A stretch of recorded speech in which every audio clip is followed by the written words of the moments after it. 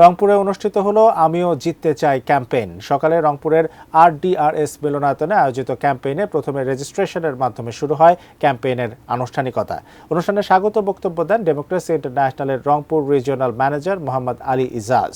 পরে অনুষ্ঠিত হয় নাগরিক সমস্যা নিয়ে ইন্টারেক্টিভ থিয়েটার পারফরমেন্স। এছাড়াও কুইজ, ভিডিও রিল প্রদর্শনী অনুষ্ঠিত হয়। পরে বিজয়ীদের মাঝে পুরস্কার বিতরণ করা হয়। শেষে অনুষ্ঠিত হয় আলোচনা সভায় নারী, যুব, শিশু এবং প্রান্তিক জনগোষ্ঠীর নাগরিক সেবা নিশ্চিতকরণ, টেকসই অবকাঠামোগত উন্নয়ন ও স্থানীয় সম্প্রীতির বিষয়গুলো উঠে আসে।